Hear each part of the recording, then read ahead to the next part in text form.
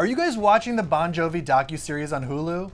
He gives love a bad name. How's my voice? Honestly, not great.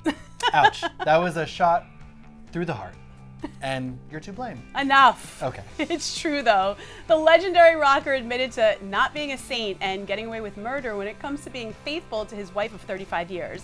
In 1989, he married his high school sweetheart, Dorothea Hurley, and they have 4 kids together. Their daughter Stephanie and their sons Jesse, Jake, and Romeo. And sidebar, Jake is now engaged to Millie Bobby Brown. So cute. Well, after decades of mostly keeping his marriage out of the spotlight, Daddy Bon Jovi is now airing their dirty laundry for the world to see. And maybe, just maybe, it's the secret to their longevity. So let's take a look at Jon and Dorothea's relationship timeline.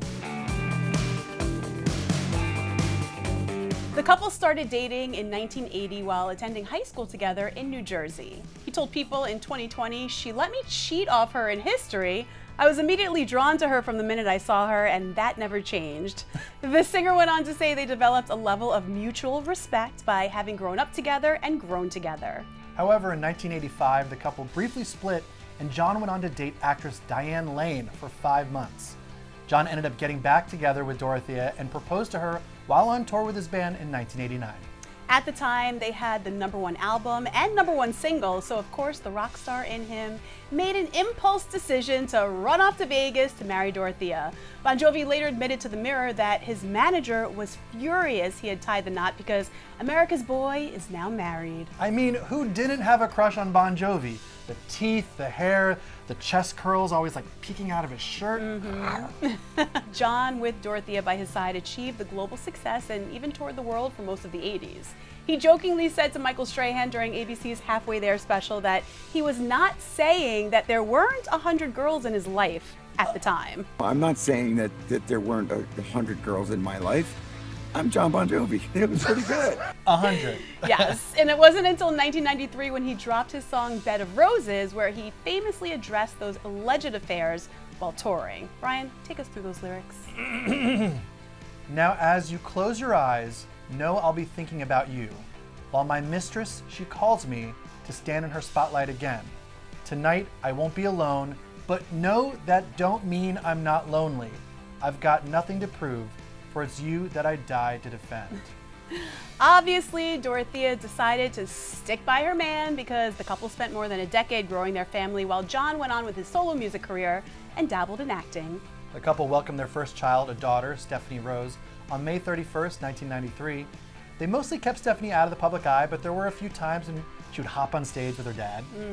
And Bon Jovi recalled the horrible moment in 2013 when he learned that Stephanie suffered a heroin overdose the year before.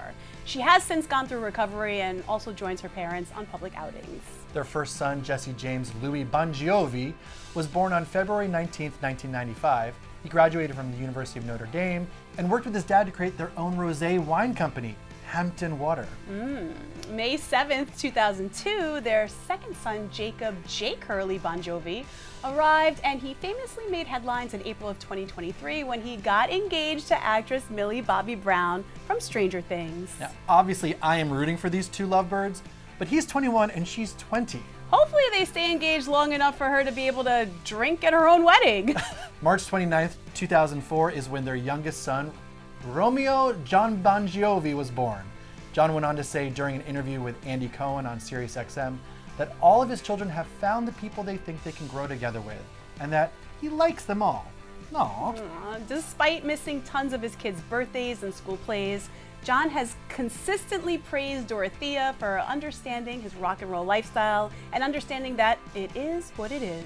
The family of 5 gathered together on April 13th of 2018 to celebrate the band Bon Jovi's induction into the Rock and Roll Hall of Fame. Fast forward to April 2024, Bon Jovi revisited the topic of his relationship while talking to The Independent, saying, "It's about never lying about having been a saint, but not being a fool enough to f it up at home either." The following day, Jon confessed on Good Morning America that every day is a challenge and change in his relationship. And he goes on to say, but if you're growing together, hopefully things will work out. Amid the latest controversy, Bon Jovi went on the School of Greatness podcast. It's about we. You know, it's about both of us. It's about all of us. It's about the family dynamic. We all know the best way to hear a story is straight out of the horse's mouth, which is why you should check out his documentary, Thank You, Good Night, The Bon Jovi Story, which is now streaming on Hulu. But wait, that's not all. Dorothea skipped a recent screening of the doc, which sparked speculation that she was upset over her husband's brutally honest interviews. In response, Bon Jovi's rep did tell Page Six exclusively that his wife was absent because of COVID. Happy wife, happy life, Johnny. Cue the song, It's My Life. It's never, never.